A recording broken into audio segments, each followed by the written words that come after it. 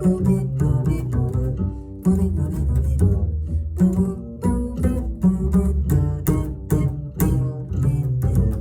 everybody, it's Katie Thoreau back for another KT's Minute Tip. Today's tip is all about chromaticism. I've talked about this before, playing arpeggios with chromatic approaches, and I'll do that really quickly, but the most important thing I want to do is to help you incorporate that chromaticism into your solos. And the more that you practice it in your technique, the more you'll start to hear it in the music that you're listening to, and it's going to make so much more sense. This is for every instrument, by the way. So I'm going to start off with the arpeggio with chromatic approaches, and I'm just doing a straight up arpeggio of 1, 3, 5, and I'm going to be in the key of C major. Concert C major, so that's C, E, G, C. And I'm gonna put my metronome on and a drone. I'll just play the arpeggio as is, one time through in 2 octaves.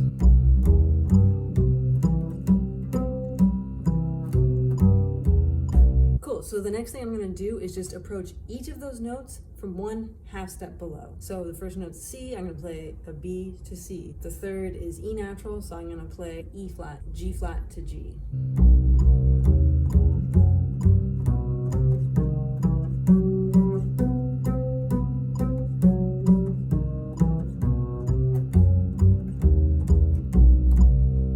So now I'm gonna do from 1 half step above. And so my first note is C, so a half step above that is D flat, second note is E, half step up is F, my third note is G, and a half step up is A flat.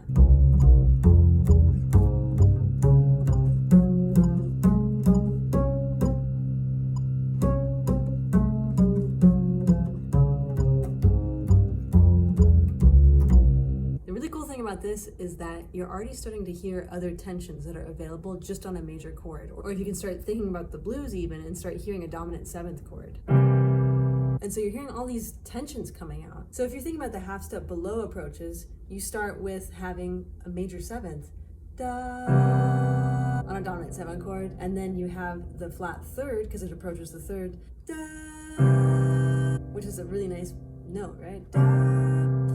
And then when you approach the 5th, that's the sharp 4, which is the sharp 11. Da! So you're getting these really cool tensions already starting in your ear. And so when you're approaching things from a half step above, then you get even more tensions, right? So you're gonna have da, the flat 9, which is D flat. And then when you're approaching the 3rd, you're gonna have the 11, which is a tension in itself, right? It's just suspended. And then when you're approaching the 5th, you're gonna have A flat, which is the flat 13. Da!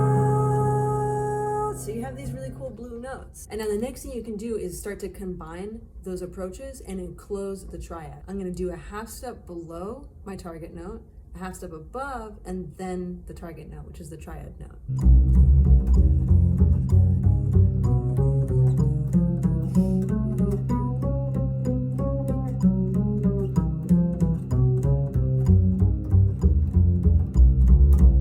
Of course, do the enclosure the other way, a half step above and then below.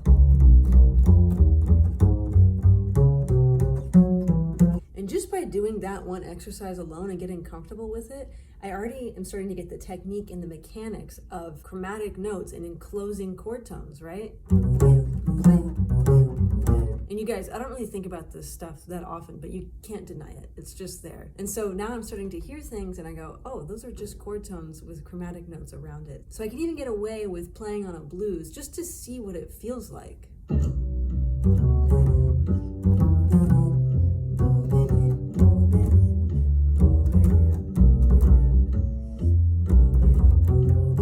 Now my hand is catching up with what my brain is hearing, and then I can start to figure out everything else that I'm listening to.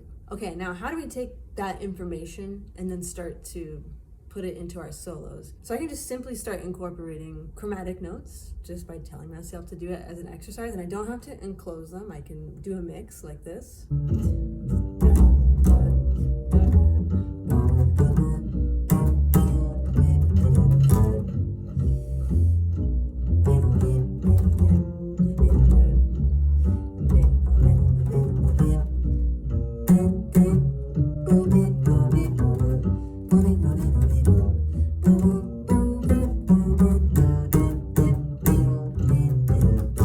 Mostly outlining notes from the arpeggio, but then also using some chord tones. Like the next thing you can do if you really want to help yourself just add some chromatic notes to your playing because you're just not used to it is just pick a few notes to start off with that aren't chromatic. And then we're gonna approach those chromatically. I'm gonna choose 4 notes, so I have some room to play. In the key of C, I'm gonna do D, E, G, A, 2, 3, 5, 6. And I'm just gonna play a chorus, kind of playing with those notes, and then I'm gonna approach them chromatically, maybe add some triplets and just see where it goes. But the idea is we're starting with this one simple idea, kind of make it a riff, like a riff-based blues, and then just start changing it chromatically.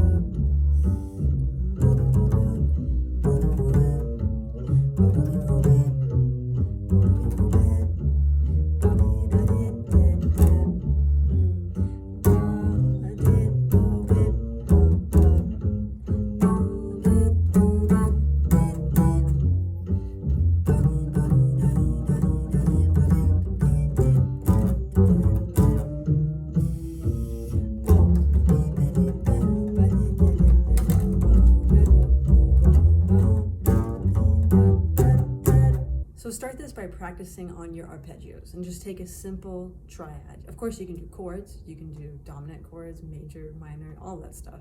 And get there, do it. And then just pick a couple notes and just solo over a blues and change it little by little, adding those chromatic notes. And you'll see how practicing it in your arpeggios totally helps out the technique and the mechanics of it. And then when you're listening to music, you can actually hear what's going on. It's just chromatic notes and chord tones with some really great accents and phrasing, but now you know what it is. And just dig into those chromatic notes. As always, thanks so much for watching. Give it a try, and if you have any questions, just send me a DM. I'm always happy to help.